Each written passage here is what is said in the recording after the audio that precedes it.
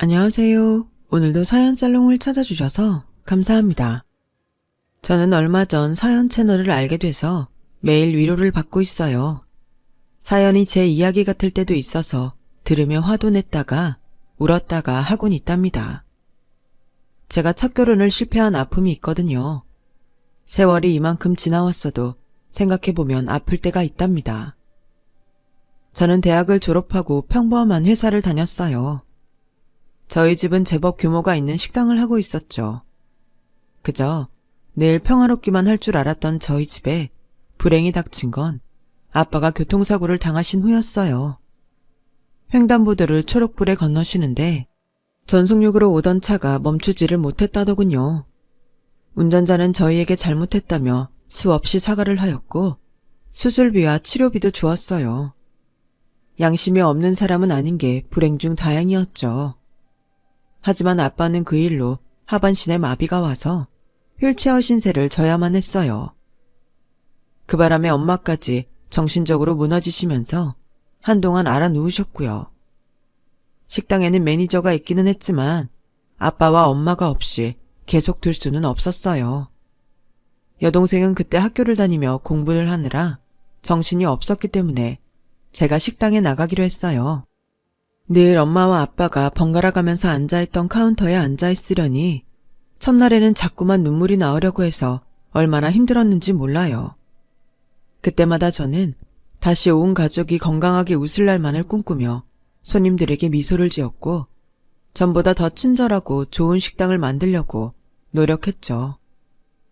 저희 식당의 메뉴와 레시피는 전부 부모님이 젊었을 때부터 열심히 연구하며 만들었던 거라서 그 배합은 주방장도 모르고 있었어요.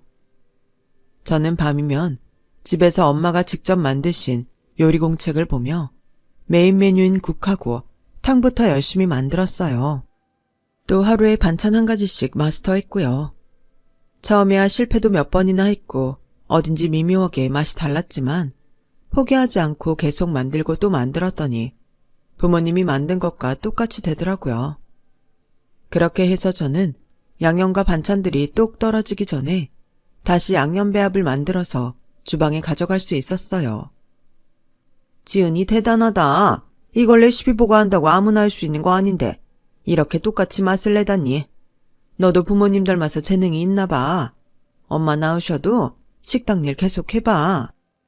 뭘요? 저야 엄마가 하라는 것대로 해서 그렇죠. 식당 일은 생각보다 재미있긴 해요. 엄마 일어나시면 상의해 볼게요. 라며 저는 주방장 아줌마의 이야기를 새겨들었어요.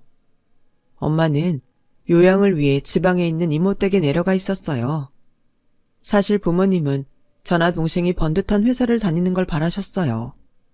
그래서 저희 교육에도 엄청 신경을 쓰셨죠. 자영업이라는 게 얼마나 힘든 건지 해보지 않으면 모를 거야. 너희만큼은 우리보다 좀 더 편하게 살았으면 좋겠다. 회사도 힘든 점들이 당연히 있겠지. 남하고 부대끼는 건 다 힘들어. 그래도 조금이라도 더 쉬운 길을 가는 게 좋지 않겠니? 라며 엄마는 저희가 학교 다닐 때 입버릇처럼 말씀하셨어요. 그랬던 엄마가 다시 집에 와서 식당을 보시더니 그날 밤 저를 부르시더라고요. 식당에 나하고 아빠가 있을 때보다 더 활기 있고 손님도 많더라. 주방장 임씨도 지은이니가 아주 잘하고 있다고 칭찬이 자자하더라고. 매니저도 너 있으면 내가 안 나와도 된다고 그러네. 너도 알다시피 엄마 아빠는 니들 조금이라도 덜 고생하면서 살게 해주고 싶었어. 그런데 다들 너한테 재능이 있다고 하고 엄마도 이제는 전처럼 매일 식당에 나가기는 힘들 것 같아. 지은이 니가 식당을 제대로 맡아서 해볼래?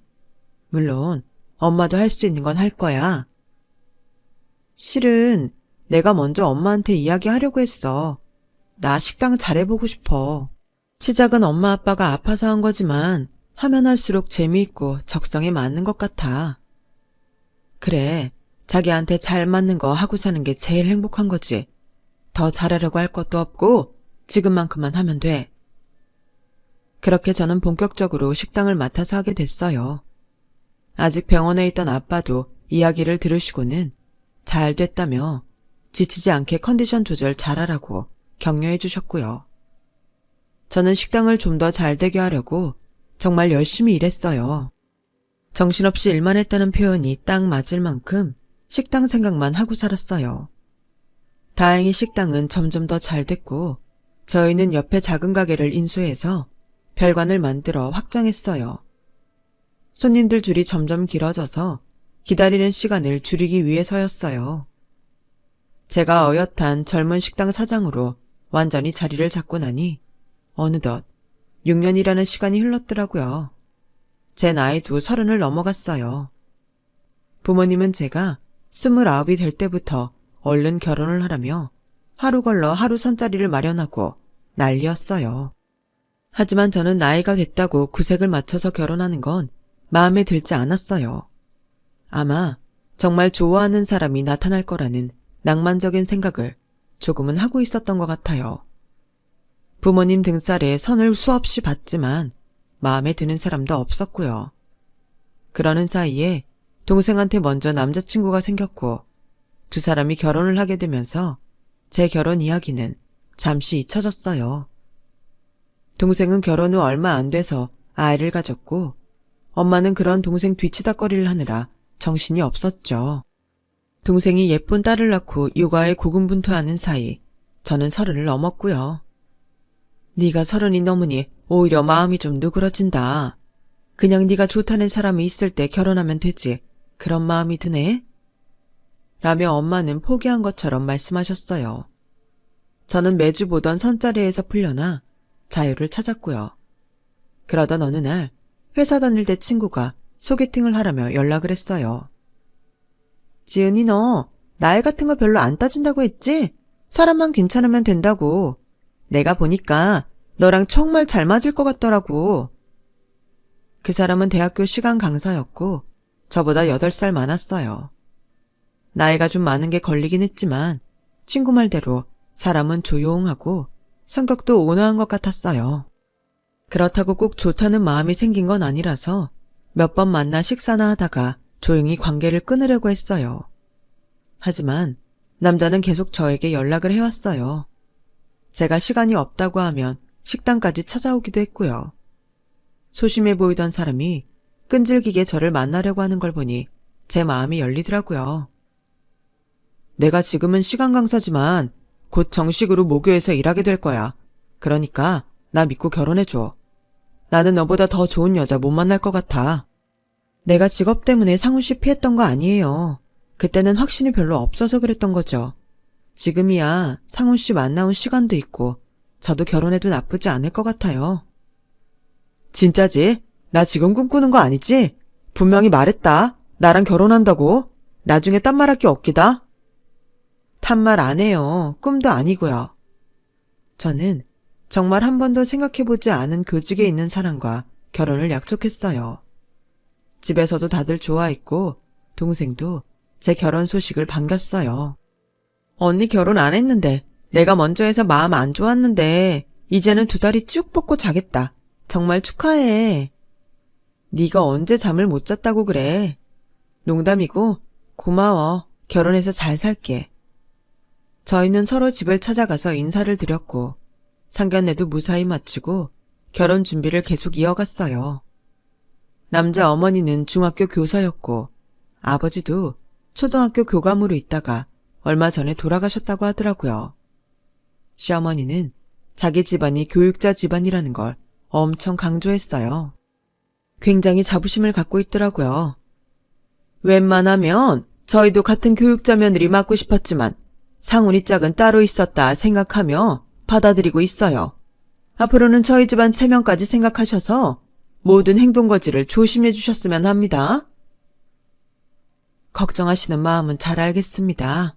저희도 그렇게 경우 없게 아이들 키우지 않았고 남들한테 패기치지 않으려고 노력했습니다. 신경 쓰실 일은 없을 거예요. 시어머니와 엄마가 한복 맞추는 데에서 하는 대화를 듣고 마음이 불편하기는 했지만 처음이니 서로 맞추자는 의미겠지 했어요. 시간이 또 흘러 저와 남편은 결혼을 했고 시댁과 얼마 멀지 않은 곳에 신혼살림을 차렸어요. 집을 구할 때 식당과의 거리를 최우선으로 했는데 시어머니가 1년만이라도 자기네랑 좀 가까운 데 있자고 하시더라고요. 그래도 우리 집 식구로 들어오는 건데 젊은이들은 구식이라고 하겠지만 우리 나이 먹은 사람들은 그게 아니거든. 자꾸 봐야 더 친해지고 정도 드는 거잖아. 니네 식당 거리만 생각하지 말고 상훈이 학교도 생각하고. 엄마, 나는 아직 학교 여러 군데 나가니까 지은이 식당 먼저 생각하는 게 나아. 너도 곧 니네 모교로 들어갈 건데 뭐 내 말대로 해라. 그래서 결국에는 시댁하고 식당하고 적당한 거리가 있는 곳에 집을 구하게 됐죠. 하지만 시어머니가 가까운 데에 집을 얻으라고 한 데는 다른 뜻이 있었어요. 결혼 전에는 남편이 한 번도 내색한 적이 없어서 까맣게 모르고 있던 일이었어요. 바로 제사가 어마어마하게 많다는 거였어요. 남편은 그야말로 종갓집 종손이었고 한 달에 한 번은 제사가 있더라고요. 어떤 달에는 3번이나 있었어요. 당신은 이런 얘기를 안 해주면 어떡해. 어머니가 아예 제사만 쫙 표시해서 제사 달력이라고 주시는데 내가 얼마나 당황했는지 알아? 얘기하고 싶었는데 이렇게 펄쩍 뛸 게 눈에 훤히 보여서 입이 안 떨어졌어. 미안해. 놀라게 할 생각은 아니었는데 그러면 나랑 결혼 안 한다고 할까봐 그랬지. 알고 보니 이 사람이 그 나이 되도록 결혼을 못했던 게 단순히 인연을 못 만났거나 직업이 불안정해서가 아니었더라고요. 이 집이 제사 드리는 횟수를 알고는 다들 친해지기 전에 아예 칼같이 정리를 했던 거였어요. 저는 너무 기가 막혀서 남편을 소개해준 친구한테 전화를 했죠. 진짜야? 난 그런 거 꿈에도 몰랐어. 난 그냥 영어회화 모임에서 몇 달 동안 본 거였고 사람이 조용하고 인상도 괜찮아서 너랑 잘 맞겠다고 생각했던 거지. 어떡하냐? 제사 달력까지 준 거면 시어머니가 너 보고 제사할 때마다 오라는 거지? 야, 난 진짜 정말 몰랐는데 그 얘기 들으니까 너무 미안해진다. 몰랐다는데 내가 뭘 어쩌겠니? 됐어. 나도 이런 걸로 그동안 좋아했던 사람 싫다고 하는 것도 웃기고. 알았어. 하며 전화를 끊었지만 정말 독박 쓴 기분은 떨칠 수가 없었어요. 시어머니는 바로 그달에 있는 제삿날 전부터 저한테 전화를 수차례나 하셨어요. 식당을 그만큼이나 운영하면 음식 같은 건 쉽게 할 수 있지? 그 많은 걸 다 만드는데 제사 음식은 껌 아니니? 어머니, 음식에 쉽게 하고 말고는 없는 것 같아요. 근데 제가 음식을 다 만드는 게 아니에요. 전 양념하고 첫 시제품 외에는 만들지 않아요. 저도 음식 그렇게 빨리 하지도 못하고요. 그래도 우리 같은 사람보다야 훨씬 네가 낫지. 징징거리는 소리 하지 말고 내가 불러주는 거 사서 얼른 와. 라며 무조건 재료를 줄줄 읊어대더군요. 결혼 첫 제사부터 처음 온 새댁이 불평한다는 말은 듣기 싫더라고요.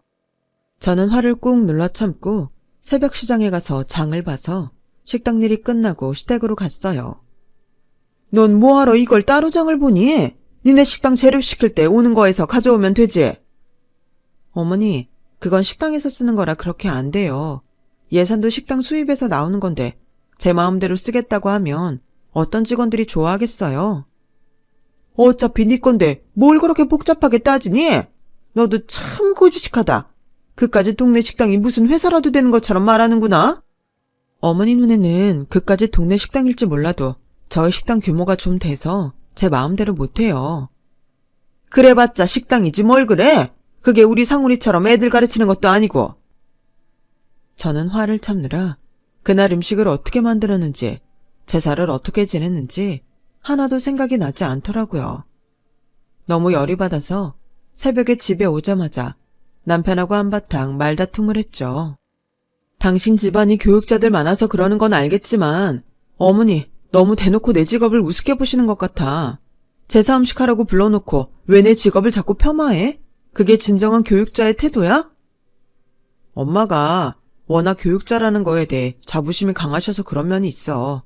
그렇다고 태도 어쩌고 하는 건 당신도 너무하는 거지. 당신이 그런 말 듣기 싫으면 먼저 그런 말을 하지 말아야 돼. 지금 그게 말이 된다고 생각해?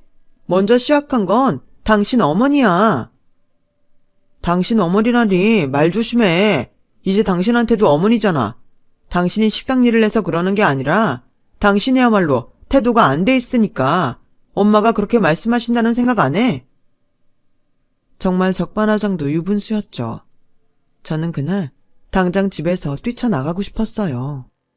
엄마한테 안겨서 펑펑 울고 싶더라고요. 근데 그토록 제가 결혼하기를 바랐던 친정 식구들을 어떻게 실망시킬 수 있겠어요. 결혼하고 얼마 되지도 않았는데 말이죠. 저는 어쩌면 제가 이런 관습을 바꿀 수 있지 않을까 생각했고, 시어머니한테 제사 음식을 며느리가 다 해야 되는 건 너무 예전 방식 같다고 조심스럽게 말씀드렸어요.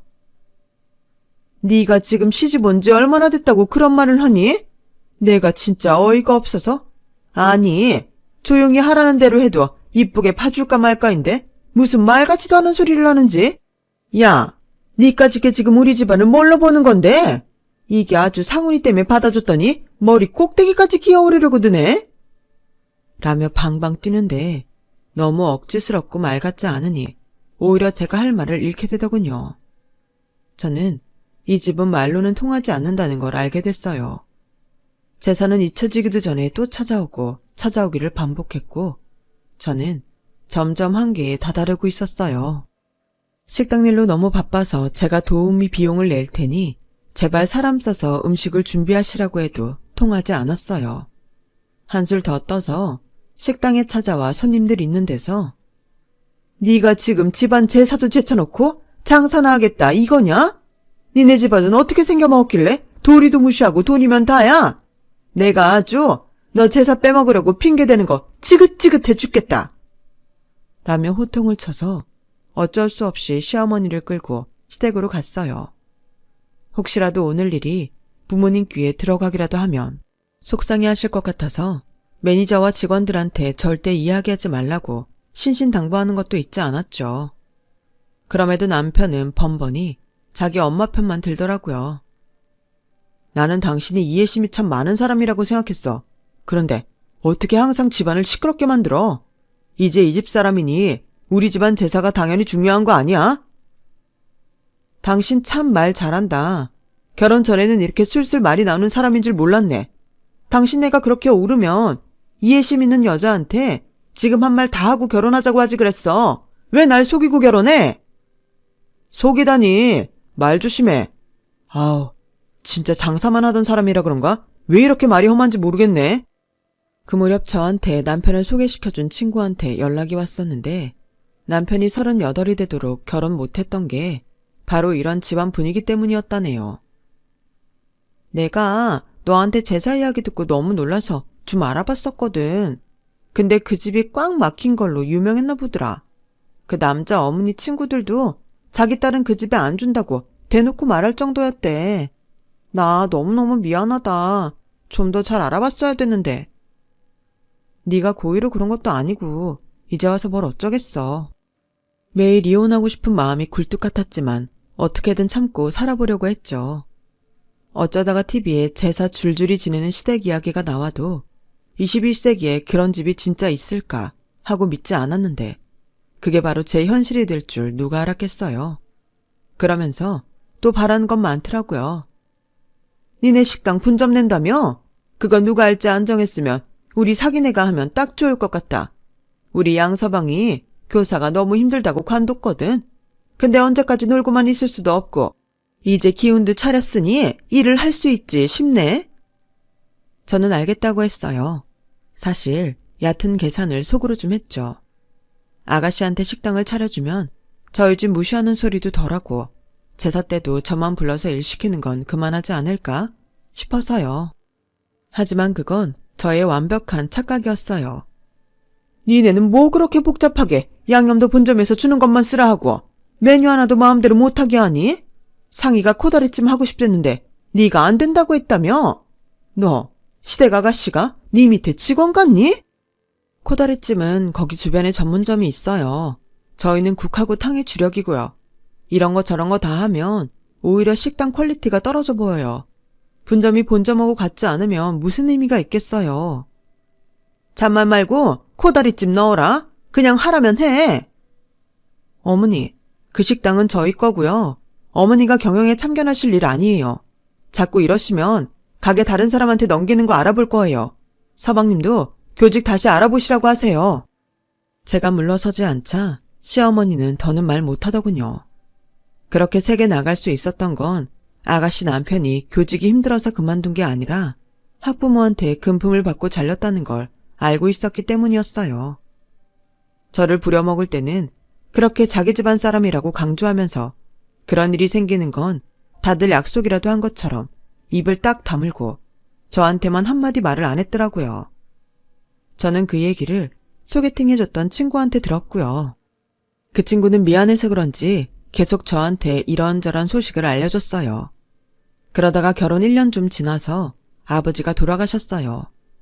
다리를 못 쓰셔서 휠체어를 타셔야 되는 것 말고는 크게 아픈 데가 없었는데 갑자기 심근경색으로 쓰러지신 거예요. 저는 결혼해서 잘 사는 모습도 제대로 못 보여드린 것 같아서 펑펑 울었어요. 빈소를 마련하고 친척들과 주변 사람들에게 알리느라 정신이 없는데 시어머니가 전화를 해서 이러는 거였어요. 내일 모레니 증조모님 제사인 거 알고 있지? 지난번 육적은 너무 뻣뻣하더라. 이번에는 고기 좀 좋은 거 사와라.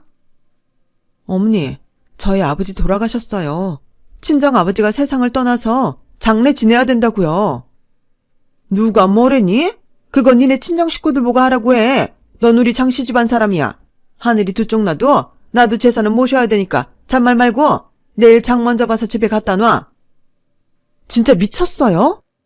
저는 너무 화가 나서 휴대폰에 대고 소리를 질렀고 그걸 들은 동생 부부가 놀라서 제 등을 토닥이며 진정시키려 애를 썼어요. 저형, 이런 말씀 정말 안 드리려고 했는데 그 집 진짜 너무하네요. 형님도 아직 얼굴도 안 내미시고 너무 자기 집안만 챙기시잖아요. 매부가 분노하며 저를 안타깝게 보더군요. 남편은 정교수 임용이 되어야 한다고 모교에 학과장을 만들 준비에 정신이 팔려 있었어요. 시어머니는 곧 다시 전화를 하더니 장례식장에서 망신당하기 싫으면 당장 잘못했다고 빌라는 거였어요. 저는 그 말을 듣는 순간 결심을 굳혔어요.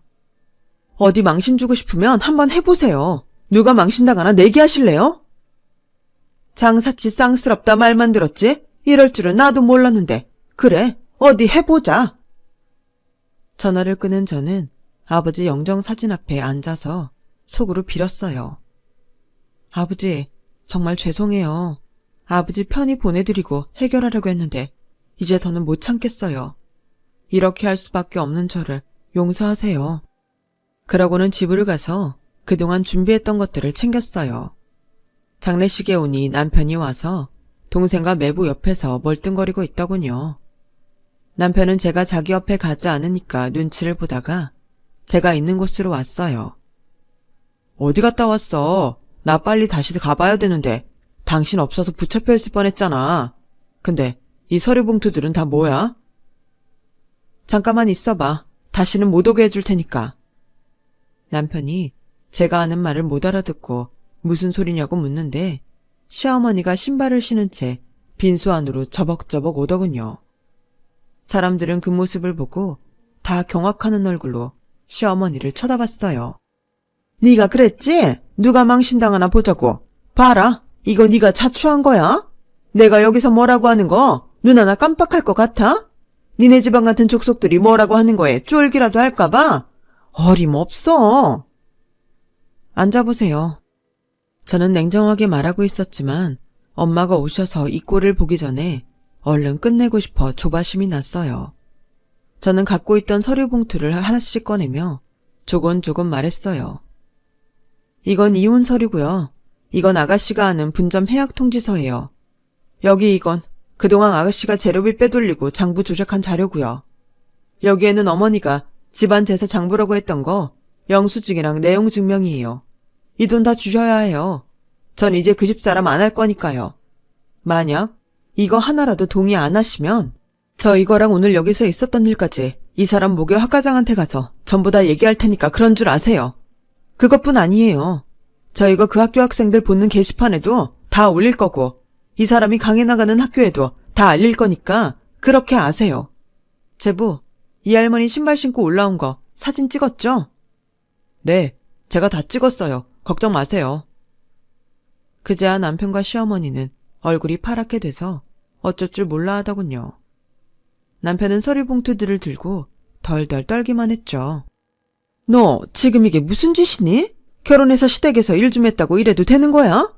그렇게 베어먹지 못한 티를.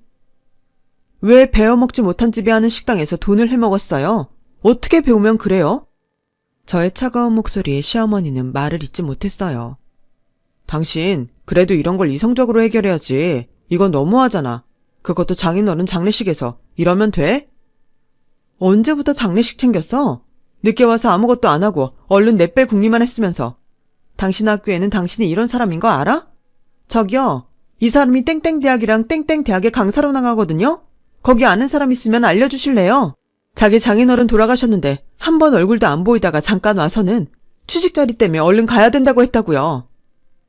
제가 큰 소리로 말하자 사람들은 웅성거렸고 어머니와 남편은 얼굴을 가리느라 정신 없었어요. 너 아무튼 나중에 집에서 보자. 아니요. 거기서 볼 일 없으니까 여기서 다 듣고 가세요. 자꾸 일을 질질 끌면 아가씨가 가입한 맘카페여도 아가씨 어떤 사람인지 다 까발릴 거예요.